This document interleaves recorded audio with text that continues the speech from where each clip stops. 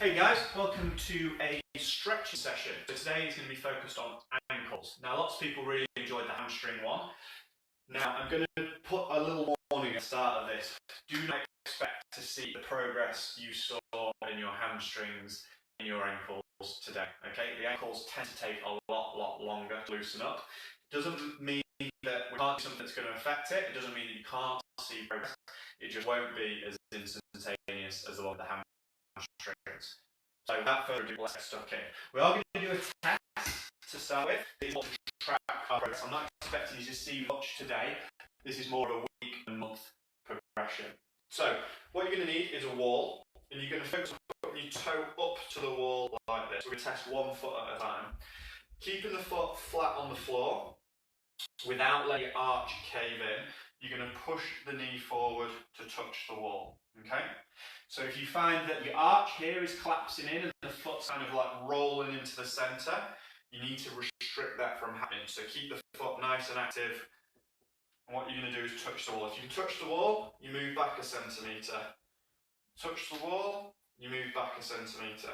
And you keep going until you can't get your knee to the wall while keeping your foot flat on the ground and not letting that arch cave in. So you want to find where that point is. So I've gone a little bit further, I'll just bring it back. What you can do if you do want to mark your progress is put a little bit of masking tape on the floor and just draw a little line at the end of your toe. Okay? So for the purpose of this, I'm just going to make a note that I'm on that point of the floorboard, and then I'm going to test the other side. So start off against the wall, touch the knee, bring it back a little bit, touch the knee, making sure my foot isn't caving in. Okay, probably a little bit further. Maybe a touch more. So there. So my right's probably a little bit stiffer than my left, which isn't uncommon. You're probably going to find one side's a bit more strict than the other, especially if you've had any ankle injuries in the past, particularly if you just rolled your ankle, or if you're a regular runner as well. It's quite common to have tight ankles. So what I'm going to show you now is a series of exercises. So remember where you got up to on the wall test. We will go back to that to see if we can see any improvement, but it's not as magical as the hamstrings, I'm afraid. If you don't know what I'm talking about, go and look at the hamstring stretch video and you'll see what I mean. So to start with, we're just going to do some ankle circles. So we're going to do 10 one way and then 10 the other. Really focus on trying to draw as big a circle as you can with your big toe. Do that both ways. So your run, this is a really nice one that you could do before you go out for a run or when you come back from a run. It's a little bit longer than the primer video that I've posted up, but really good for getting the ankles and the calves and everything stretched out. So 10 in each direction. Really take your time to loosen them up. Quite common to have tight ankles as well if you wear high heels a lot. It's not something I tend to do too much, so it's not something I struggle with. I have rolled my ankles a few times playing sport, so I think that's probably one of the reasons why my right side is a little bit stiffer than my left, because that tends to be the one that I go over on.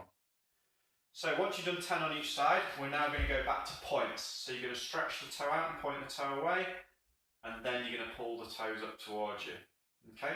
So this is what we call plantar flexion, and this is dorsiflexion. So when you bring the toe up towards you, that's dorsiflexion. That's what we were testing up against the wall, and that's generally the movement that you need when you're doing squats, when you're doing lunges, when you're doing anything athletic really. It tends to be the dorsiflexion that people are lacking and need a little bit more of.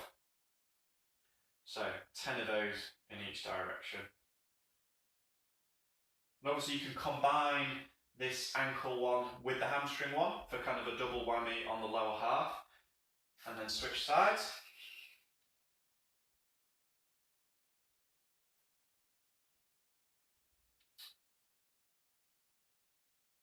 Might hear a few little creaks and crunches. I know I certainly do.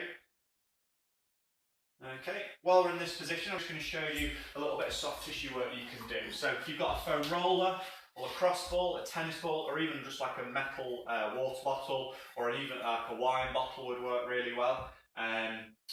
You want to just try and get into all this muscle behind, so in your calves, back of your Achilles. So you basically just rest on it like this. I'm not going to do this one today because you might not have this available, but this is another really good one you can add in. So I just roll around on that tennis ball, or with a foam roller, or the bottle, just really getting into that muscle, rolling, turning your foot from sort of 11 o'clock to 1 o'clock, moving up and down and getting stuck into that. So that's something that you can add in as well.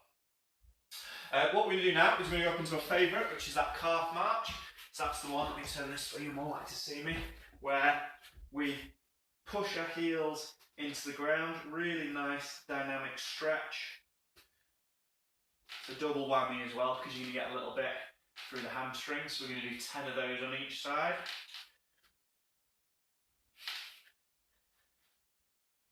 Just really focus on pushing the heels into the ground, feeling that stretch.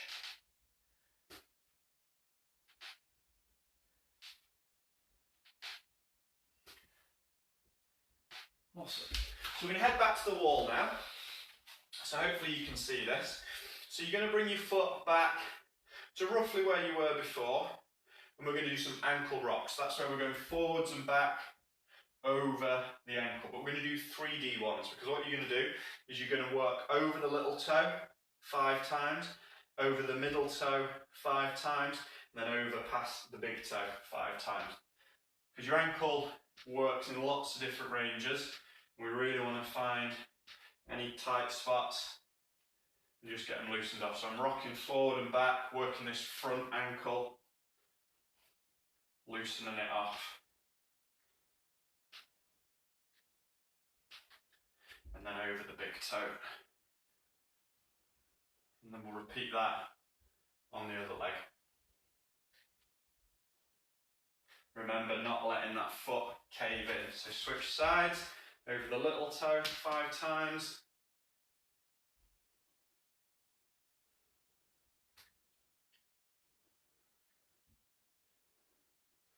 Over the middle toe.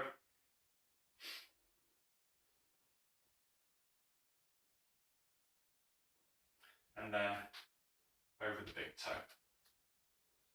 And that, for me, that's definitely restricted compared to the other one, so that's probably where I need to just do a few extra reps. Just really stretch it out. Brilliant. So we're going to do some good old-fashioned stretching now. So we're going to do 2 stretches. We're going to do the straight leg stretch, so where we're stretching the back leg, so you're going to push against the wall, straighten your leg and push back down, pushing that heel on the back leg through the floor, holding that for 20 to 30 seconds.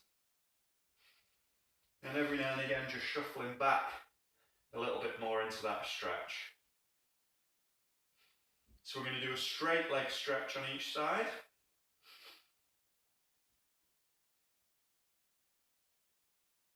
Really hold it and stretch that calf out, and then when you feel like you're stretched enough, switch over onto the other side.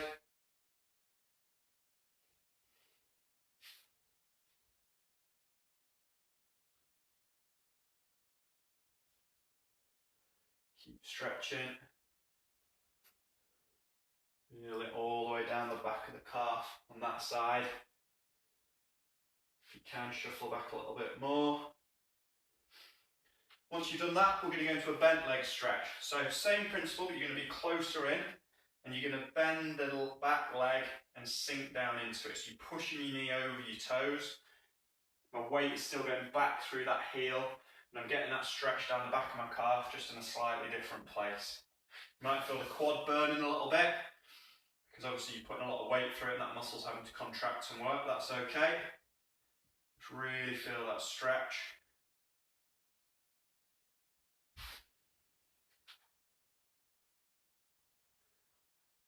And then switch over, bend that leg, push that knee down, stretch those calves out. Remember, don't let that foot cave in.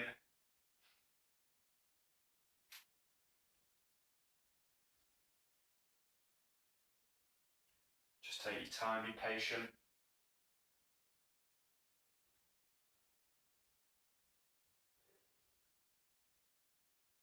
and relax.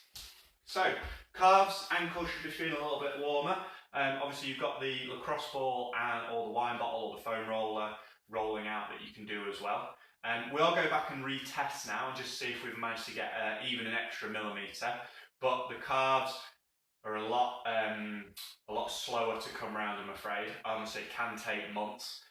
But the rewards are much better mechanics when you move in, especially in the gym. So this is something that you could be focusing on over the next few weeks. So then when you do get back in, and you're going to be all set to hit some new PBs on your squats. So take yourself back over to the wall, plant that foot, and just see. Oh, I've got a little bit. I've probably got about 3 or 4 millimetres, which doesn't seem like a lot. But in the ankle joint, yeah, I've probably got the same on the other side, maybe not quite as much on that left side. Doesn't seem like a lot, but actually that equates to quite a lot of extra range of motion when it comes to squatting movements and lunging movements. So not as satisfying as the hamstring test, I'm afraid, but really, really important stuff. So add that in, especially if you're a runner or you've had any histories of stiff ankles and you feel like it's affecting you in the gym. Great little sequence that, you just got to chip away at it. So enjoy. See you later, guys.